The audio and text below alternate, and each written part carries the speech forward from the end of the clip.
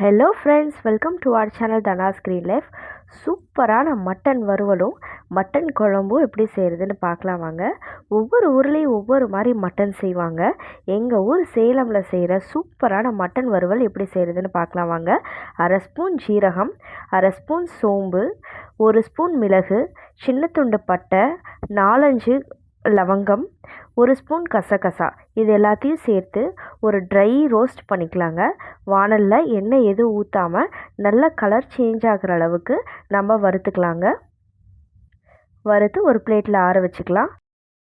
அதே கடாயில் 2 ஸ்பூன் அளவுக்கு எண்ணெய் விட்டு 10லேருந்து 15 பல்லு பூண்டு, ஒரு பெரிய துண்டு இஞ்சி போட்டு நல்லா வணக்கிக்கோங்க. 20லேருந்து 30 சின்ன வெங்காயம் சேர்த்துக்கோங்க. அதையும் சேர்த்து நல்லா வணக்குங்க. வெங்காயம் கலர் நல்லா சேஞ்ச் ஆகிற அளவுக்கு வணக்கிக்கோங்க. நல்லா வணங்கினதுக்கப்புறம் ஆற வச்சுக்கலாம்.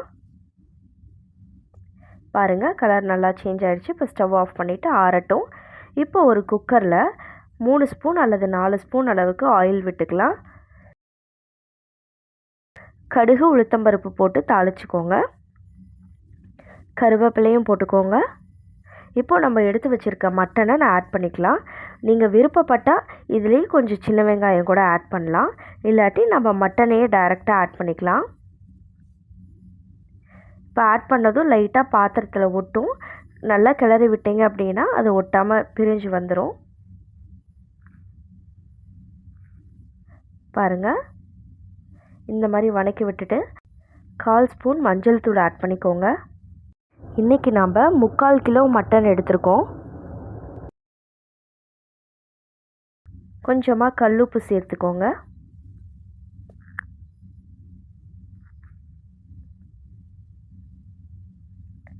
ஒரு 2 நிமிஷம் நல்லா வணக்கிட்டு நம்ம ட்ரையாக வறுத்து வச்சுருக்கிறத ஃபஸ்ட்டு இந்த மாதிரி பவுடராக அரைச்சி எடுத்துக்கலாம். 2 பச்சை மிளகாய் ஃப்ளேவருக்காக ஆட் பண்ணிக்கோங்க. அதுலேயே நம்ம சின்ன வெங்காயத்தையும் சேர்த்து இந்த மாதிரி பேஸ்ட்டாக அரைச்சி இதோடு சேர்த்துக்கலாம்.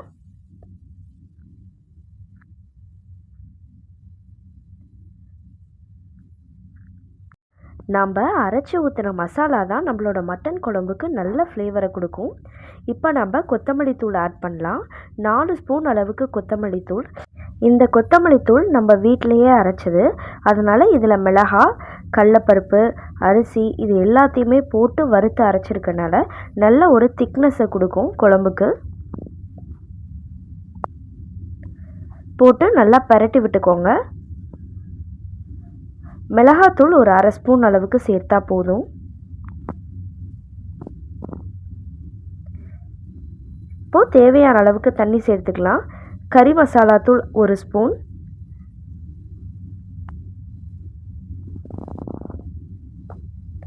பாருங்கள் உங்களுக்கு எந்த அளவுக்கு குழம்பு தேவையோ அந்த அளவுக்கு தண்ணி சேர்த்துக்கலாம். இப்போ குக்கரை க்ளோஸ் பண்ணிவிட்டு ஒரு 4லேருந்து 5 விசில் விடலாம். அந்த கேப்பில் நம்ம தேங்காய் அரைச்சி எடுத்துக்கலாம். 2 கை அளவுக்கு தேங்காய் எடுத்துக்கலாம். 1 மூடி தேங்காய் போட்டிங்கன்னா சரியாக இருக்கும். கொஞ்சமாக தண்ணி விட்டு நல்லா பேஸ்ட்டாக அரைச்சி எடுத்துக்கோங்க. இப்போது 4 விசில் விட்டு ஆஃப் பண்ணி எடுத்துருக்க குக்கரை திறந்து பார்க்கலாம். பாருங்கள், சூப்பராக ரெடி ஆகிடுச்சு. கறியெல்லாம் நல்லா பஞ்சு போல் வெந்திருக்கு. நம்ம அரைச்சி வச்சுருக்க தேங்காவை இதில் சேர்த்துக்கலாம். ஸ்டவ் ஆன் பண்ணிக்கோங்க. ஒரு 5 மினிட்ஸ் அளவுக்கு கொதிச்சா போதும். குழம்பு ரொம்ப திக்காக இருக்கணும்னு இல்லை, இந்த அளவுக்கு இருந்தாவே சூப்பராக இருக்கும். தேங்காய் ஊற்றினதுக்கப்புறம் ஒரு 5 நிமிஷம் நல்லா கொதிக்கட்டும். பாருங்கள், சூப்பராக கொதிக்குது.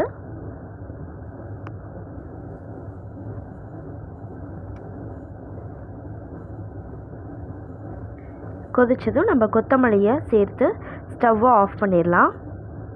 இப்போது குழம்பு ரெடி ஆகிடுச்சு. குழம்பு எல்லாத்தையும் நம்ம ஒரு பாத்திரத்தில் மாற்றிட்டு அதில் இருக்க மட்டன் எல்லாம் தனியாக நம்ம பிரித்து எடுக்க போகிறோம். நம்ம வறுவலுக்கு தனியாக மட்டனும் குழம்புக்கு தனியாக மட்டனும் வாங்க போகிறதில்ல. இப்போ குழம்புல இருக்க மட்டனையே நம்ம ஃபுல்லாக எடுக்க போகிறோம்.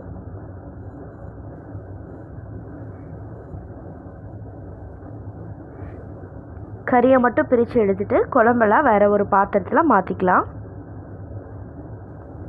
இப்போது ஒரு வாணலை வச்சு ஒரு 2 ஸ்பூன் அளவுக்கு எண்ணெய் விட்டுக்கலாம். கடுகு உளுத்தம்பருப்பு போட்டுக்கோங்க.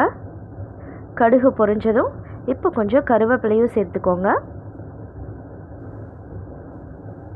இதை தாளித்து நம்ம குழம்புல ஊற்றிடலாம்.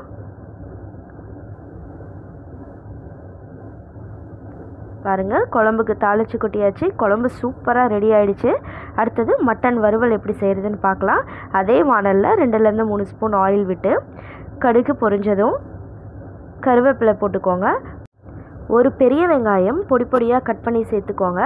அதோட 2 பச்சை மிளகாவும் சேர்த்து நல்லா வதக்கிக்கோங்க. நம்மளோட மட்டனில் ஏற்கனவே உப்பு காரம் எல்லாமே நல்லா ஏறி இருக்கும். ஏன்னா நம்ம குழம்புலேருந்து எடுத்ததுனால. இப்போ நம்ம எக்ஸ்ட்ராவாக கொஞ்சம் கொத்தமல்லி தூள், நம்ம அரைச்சி வச்சுருக்க விழுது எல்லாத்தையுமே ஒவ்வொரு டேபிள் ஸ்பூன் அளவுக்கு நம்ம எடுத்து இந்த மாதிரி கரைச்சி வச்சுருக்கோம். தண்ணி விட்டு கரைச்சி வச்சுருக்கோம். நம்ம ஃபஸ்ட்டு எடுத்து வச்சுருந்த மசாலா, வெங்காயம், அந்த மசாலாவையும் சேர்த்துக்கணும் 1 ஸ்பூன் அளவுக்கு. நம்ம அரைச்சி வச்ச தேங்காவும் கொஞ்சம் சேர்த்துக்கணும். அதோட 1/2 ஸ்பூன் அளவுக்கு கொத்தமல்லி தூளும் 1/4 ஸ்பூன் அளவுக்கு மிளகாத்தூளும் சேர்த்துக்கோங்க. அது எல்லாத்தையும் சேர்த்து கொஞ்சமாக தண்ணி விட்டு இந்த மாதிரி ஒரு பதத்துக்கு நம்ம அரைச்சி எடுத்து வச்சுக்கலாம். இப்போ நம்ம எடுத்து வச்சுருக்க மட்டனையும் இதோடு சேர்த்துடலாம். நீங்கள் இந்த மிக்சர் எல்லாமே நீங்கள் ரெடி பண்ணலை அப்படின்னா நீங்கள் குழம்பு கூட ஒரு 2 கரண்டி எடுத்து இதில் ஊற்றிக்கலாம். அதுவுமே நல்லாயிருக்கும். நம்ம குழம்புக்கு அரைக்கும் போதே எல்லாத்துலேயும் ஒவ்வொரு ஸ்பூன் அளவுக்கு அரைச்சதை எடுத்து வச்சுக்கோங்க. இப்போ கொத்தமல்லி இலையை தூவி விட்டு 4 நிமிஷம் நல்லா பரட்டி விடுங்க. அதில் இருக்க தண்ணிலாம் நல்லா சுண்டட்டும். மசாலாவில் இருக்க பச்சை வாசமும் நல்லா போகும். பாருங்கள், சூப்பரான மட்டன் வறுவல் ரெடி ஆகிடுச்சு. சுட சுட இட்லியோட இந்த மட்டன் குழம்பும் மட்டன் வறுவலும் சாப்பிடும்போது ரொம்பவே அட்டகாசமாக இருக்குங்க. நீங்களும் ட்ரை பண்ணி பாருங்கள். மட்டன்லாம் சூப்பராக வெந்திருந்தது. நம்ம சேனலை மறக்காமல் சப்ஸ்கிரைப் பண்ணிக்கோங்க.